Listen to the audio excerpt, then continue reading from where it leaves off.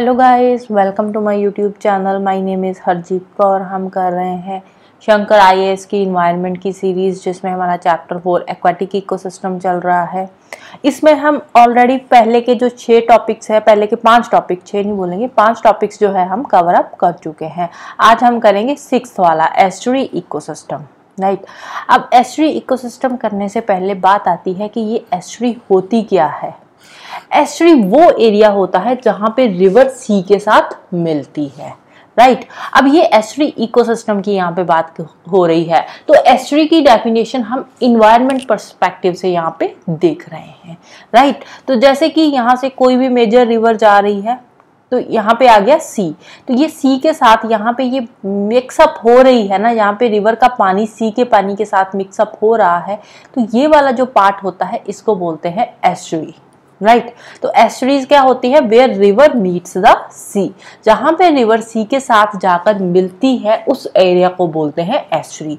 अब हो सकता है कि कोई रिवर बहती हुई जा रही है, अब इसके साथ बहुत सारे सैंड सेडिमेंट्स वगैरह लेकर आ रही है और यहाँ पे इसने अपने सेडिमेंट्स वगैरह डिपॉजिट कर दिया और उसके बाद आगे जाकर ये सी के साथ यहाँ पे मीट कर रही है। तो यहाँ पे जो सी के साथ मीट करेगी, ये वाला पोर्शन एस्चुरी का होएगा और एस्चुरी से पहले ये क्या बना रही है? यहाँ पे डेल्टा बना रही है, राइट। तो डेल्टा और एस्चुरी में कंफ्यूज नहीं होना। डेल्टा क्या है? डेल्टा एस्चुरी का ही एक पार्ट है, राइट, अकॉर्डिंग टू इन्वायरमेंट।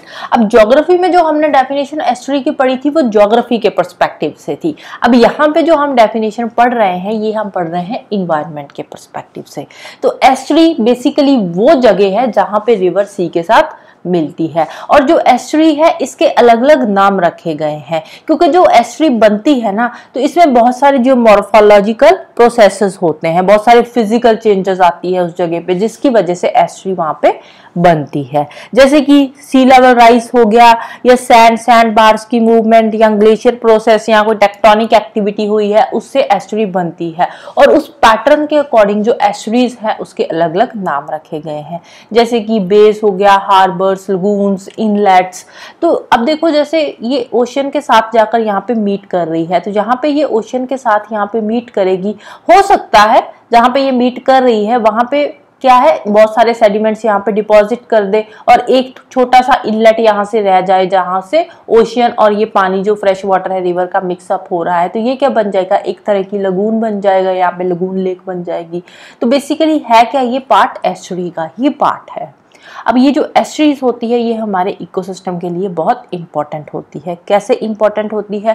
क्योंकि जैसे रिवर्स वगैरह या कोई लेक जा रही है, तो रिवर या लेक, कोई भी रिवर है, वो जैसे ही ओशन के साथ मिक्सअप होती है या किसी लेक के साथ मिक्सअप, दो वाटर बॉडीज जब मिक्सअप होती है, बेसिकली हम ये बोल सकते हैं, तो जो रिवर अपने साथ बहुत सारे सेडिमेंट्स लेकर आएगी, क्योंकि रिवर बहुत दूर से बहती हुई आती है, पहाड़ों से बहती हुई प्लेन एरिया में एंटर करती है, फिर प्लेन एरिया में भी बहती हुई बहुत सारे शहरों में से बहती हुई आती है, और फाइनली मेजर ओशियन या सी के साथ वो मिक्सअप होती है। तो अपने साथ वो बहुत सारे सेडिमेंट्स या प्ल्यूटेंट्स लेकर आती है, राइट। और एस्चुरी पे आकर जो भी ये सेडिमेंट्स होते हैं, प्ल्यूटेंट्स होते हैं, वो फिल्टर आउट हो जाते हैं, और जो साफ पानी होता है वो ओशियन के साथ जाकर मिक्सअप हो जाता है, जो सो दैट कि जो मेरीन लाइफ है उसको भी कोई नुकसान ना हो। इसीलिए जो एस्चुरीज है वो इम्पॉर्टेंट हो जाती है, क्योंकि एस्चुरीज सेडिमेंट्स को, पोल्यूशन को फिल्टर आउट करती है, राइट।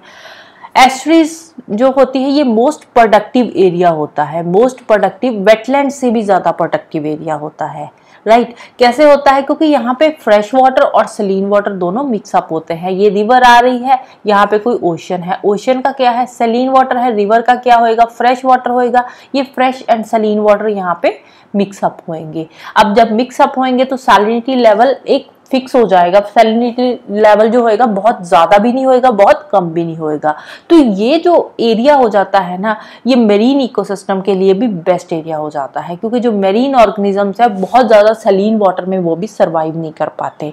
तो अब यहाँ पे सैलिनिटी भी कम हो जाती है, जिसकी वजह से बहुत सारे मेरीन ऑर्गेनिज्म ऐसे हैं जो इन एस्चुरीज में सर्वाइव कर रहे हैं। अब ये वाला जो रीजन होता है एस्ट्रीज वाला, इसको क्या बोलते हैं, इसको बोलते हैं इकोटोन रीजन या फिर ट्रांजिशनल जोन भी बोल सकते हैं, राइट। जैसे एस्ट्रीज क्या है, एस्ट्रीज ट्रांजिशनल जोन में ही आती है क्योंकि ये ना तो कोई रिवर का पार्ट है, ना ही किसी मेजर ओशन है, ना ही कोई बहुत बड़ा ओशन है, दोनों का मिक्सअप है, ठीक है, बीच वाला एरिया आ गया, एक ट्रांजिशनल जोन आती है एस्ट्री, इकोटोन जिसको बोलते हैं। वेटलैंड्स, ये क्या है, वेटलैंड्स भी ट्रांजिशनल जोन है। मैंग्रोव्स, ये भी ट्रांजिशनल जोन है। बहुत सारे ग्रासलैंड्स भी ट्रांजिशनल जोन में आ जाते हैं इकोटोन रीजन में। इकोटोन रीजन बेसिकली वो होता है जहां पे दो इकोसिस्टम्स आपस में मिलते हैं, तो वो वाला जो रीजन होता है वो होता है इकोटोन, ठीक है। तो यहाँ पे भी तो वही हो रहा है ना, रिवर ओशियन के साथ मीट कर रही है, तो एक रिवर होगी, दूसरा ओशियन हो गया, यहाँ पे दोनों मिलते हैं, तो वो वाला जो रीजन आ जाएगा वो हो जाएगा इकोटोन रीजन। अब इकोटोन रीजन जो होता है वहां की प्रोडक्टिविटी सबसे ज्यादा होती है। सबसे ज्यादा कैसे होती है, क्योंकि यहाँ पे देखो ये जो नेचुरल इकोसिस्टम है वो भी आ रहा है, जैसे फॉरेस्ट हो गया, ओशन इकोसिस्टम हो गया, ठीक है, ये वाली चीजें भी आ रही है, पॉन्ड, रिवराइन, डेजर्ट इकोसिस्टम, ये सारी चीजें यहाँ पे मिक्सअप हो रही है। कैसे, अब देखो यहाँ पे स्पीसीज जो होती है ना, वो कौन सी स्पीसीज होगी, रिवर की स्पीसीज भी आ जाएगी, यहाँ पे मरीन इकोसिस्टम की स्पीसीज भी आ जाएगी, और इनकी अपनी भी एक स्पीसीज होती है, तो यहाँ पे रिच बायोडाइवर्सिटी आ जाती है, राइट।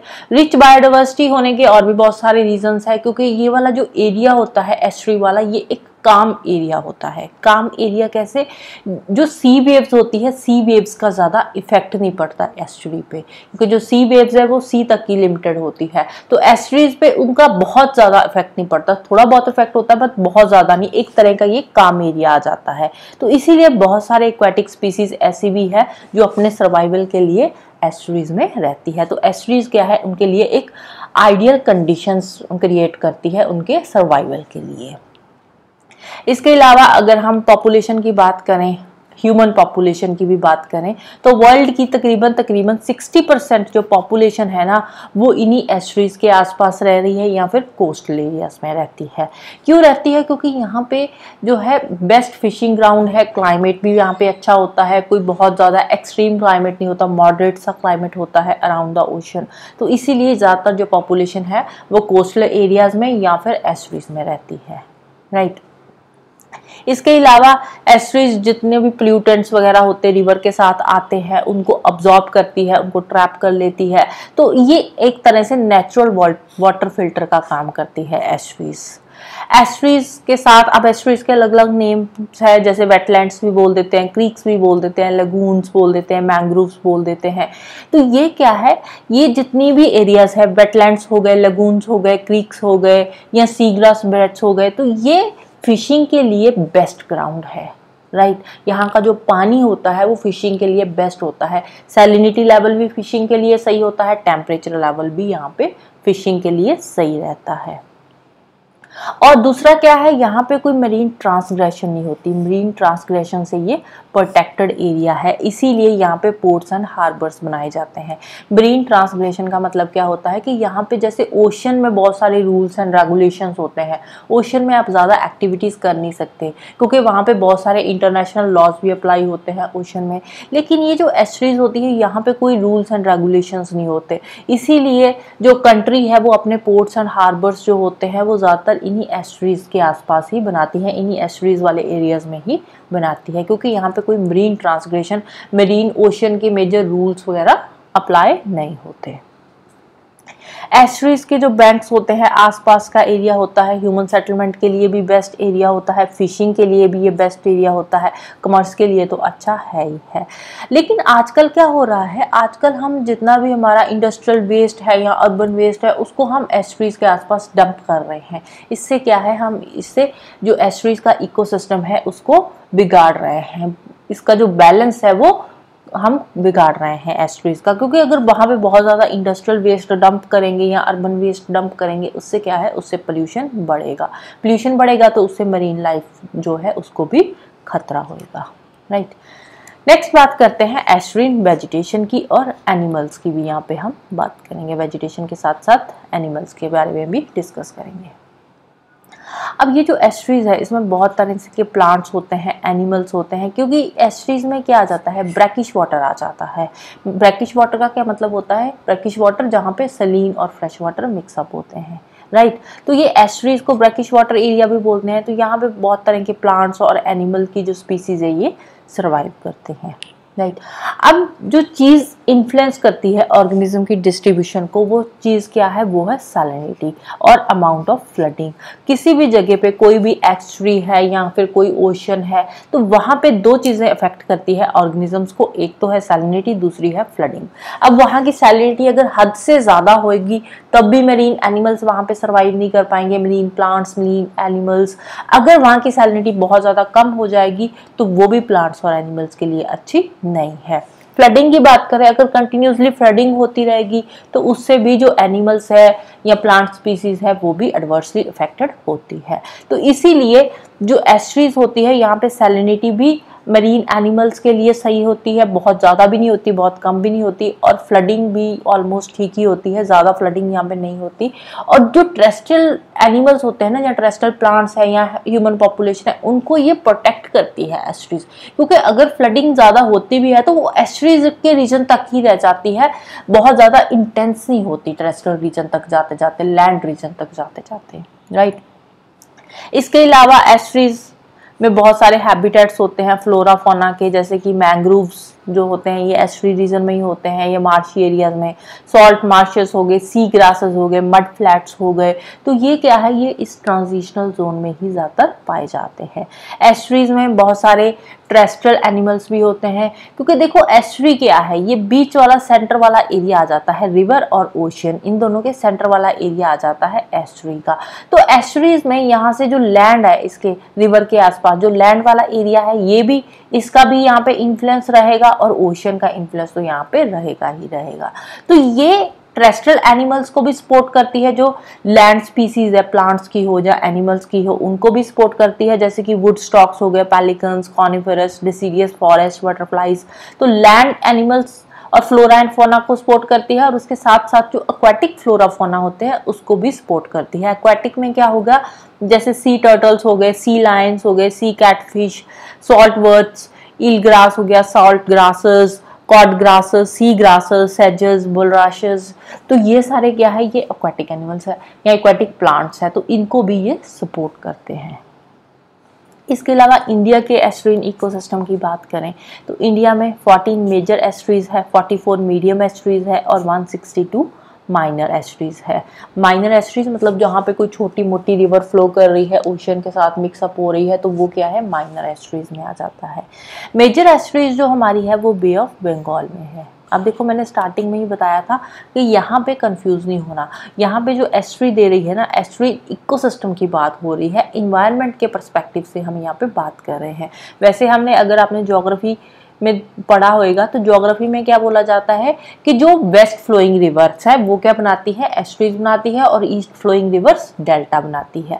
बट एस्ट्री क्या है, अकॉर्डिंग टू इन्वायरमेंट, एस्ट्री क्या है कि एस्ट्री वो एरिया है यहाँ पे रिवर ओशन के साथ मिक्सअप होती है। तो इनके अकॉर्डिंग जो डेल्टा है, डेल्टा एस्ट्री का ही सबसेक्शन है। पहले क्या है, कोई भी रिवर जा रही है, यहाँ पे डेल्टा बना रही है, डेल्टा के बाद ये यहाँ पे ओशन के साथ यहाँ पे मिक्सअप हो रही है, ये वाला जो ट्रांजिशनल जोन कि इसको बोल देते हैं एस्ट्रीज, और इसके पहले वाला जो पार्ट है ये डेल्टा है, राइट। इसीलिए क्योंकि हमारी जो मेजर बड़ी बड़ी रिवर्स है, महानदी हो गई, गोदावरी हो गई, कृष्णा हो गई, कावेरी हो गई, तो ये कहाँ पे ड्रेन कर रही है, बे ऑफ बंगाल में ड्रेन करती है। तो इसीलिए जो मेजर एस्ट्रीज है वो कहाँ पे है, बे ऑफ बंगाल में है। इसके अलावा और भी बहुत सारे मेजर सी पोर्ट्स हैं इन एस्ट्रीज के आसपास बने हुए, इन एस्ट्रीज पे ही बने हुए हैं बहुत सारे सी पोर्ट्स भी, क्योंकि जो एस्ट्रीज है वहाँ पे कोई रूल्स एंड रेगुलेशंस नहीं होते, इसीलिए हम अपने सी पोर्ट्स भी वहाँ पे सेटअप कर सकते हैं। मेजर एस्ट्रीज कहाँ पे है, ईस्ट कोस्ट पे है, जो बे ऑफ बंगाल में रिवर्स ड्रेन करती है। इसके अलावा वेस्ट कोस्ट पे भी बहुत सारी एस्ट्रीज है, बट जो वेस्ट कोस्ट वाली एस्ट्रीज है वो स्मॉलर है, क्योंकि वेस्ट कोस्ट में क्या होता है, वेस्ट कोस्ट में रिवर जा रही है, ये सीधा ओशन के साथ मिक्सअप हो रही है। लेकिन ईस्ट कोस्ट वाली जो रिवर्स है ना, वो क्या करती है, वो अपने साथ बहुत सारे सेडिमेंट्स लेकर आती है और यहाँ पे आसपास सेडिमेंट्स को डिपॉजिट करती है, पहले डेल्टा बनाती है, उसके बाद एस्ट्री बनाती है, और उसके बाद ये फिर ओशन के साथ मीट करती है, राइट। तो इन्वायरमेंटल स्टडीज के अकॉर्डिंग जो डेल्टास है वो एस्ट्रीज का ही एक सबसेक्शन है, राइट। यहाँ पे कुछ एग्जांपल्स दे रखी है एस्ट्रीज की, मंडोवी एंड ज्वारी एस्ट्रीज। ये कहाँ की है? वेस्ट फ्लोइंग रिवर्स की है। मांडवी और ज्वारी जो रिवर्स है ये कहाँ की रिवर्स है? ये गोवा की छोटी छोटी 2 रिवर्स है। तो ये स्मॉलर एस्ट्रीज बनाती है, अरेबियन सी में ड्रेन करती है, राइट। नेक्स्ट चलते हैं एस्ट्रीन इकोसिस्टम के बेनिफिट्स पे। बेनिफिट्स की बात करें तो कमर्शियल फिशिंग ग्राउंड है, फिशिंग के लिए बेस्ट ग्राउंड है जो एस्ट्री वाला पार्ट होता है, क्योंकि यहाँ की सैलिनिटी, यहाँ का टेम्परेचर, ये सारी चीज़ें फिशिंग के लिए बेस्ट है। एग्रीकल्चर के लिए बेनिफिशियल है, एक्वाकल्चर फिशिंग के लिए, इंडस्ट्री के लिए भी एस्ट्रीन इकोसिस्टम बेस्ट है हमारे लिए। पोर्ट्स एंड हार्बर्स, क्योंकि यहाँ पे कोई रूल्स रेगुलेशंस होते नहीं है, तो एस्ट्रीज में बहुत सारे पोर्ट्स बनाए जाते हैं, हार्बर्स भी बनाए जाते हैं। जो टूरिस्ट इंडस्ट्री है उसके लिए भी एस्ट्रीन इकोसिस्टम अच्छा है, क्योंकि बहुत सारे टूरिस्ट आते हैं यहाँ पे, बोटिंग वगैरह भी करते हैं, तो यहाँ पे घूमने के लिए आते हैं, थोड़ा बहुत पैसा खर्च करेंगे, तो इससे क्या है, जो टूरिस्ट इंडस्ट्री है वो भी बूस्ट होती है। स्टॉर्म्स एंड इरोजन प्रोटेक्शन, अब जो बड़े बड़े स्टॉर्म्स आते हैं, साइक्लोन्स आते हैं, तो वो पहले क्या किसको हिट करते हैं? एस्ट्रीज को हिट करते हैं। तो जैसे ही वो लैंड एरिया में एंटर करते हैं तो उनकी जो इंटेंसिटी है ना वो कम हो जाती है, क्योंकि बीच में एस्ट्री आ जाती है, तो वहाँ पे उनकी धीरे धीरे इंटेंसिटी कम होती है। तो जैसे ही वो लैंड पे आते हैं तो इंटेंसिटी बहुत कम हो जाती है, जिसकी वजह से जो स्टॉर्म्स की भयंकर तबाही होती है उससे हम बच जाते हैं। इरोजन से भी प्रोटेक्ट करती है। वाटर क्वालिटी रेगुलेटर है, पानी को साफ करती है, एक नेचुरल वाटर फिल्टर की तरह ये काम करते हैं। इसके अलावा बहुत सारी फ्लोरा एंड फौना की स्पीसीज यहाँ पे रहती है, बहुत सारी प्लांट स्पीसीज है और बहुत सारी एनिमल स्पीसीज भी है यहाँ पे। इश्यूज की बात करें, अब इंडिया के जो एस्ट्रीन इकोसिस्टम है उसमें बहुत सारे इश्यूज है, बहुत सारी प्रॉब्लम्स आ रही है। कैसे प्रॉब्लम्स आ रही है?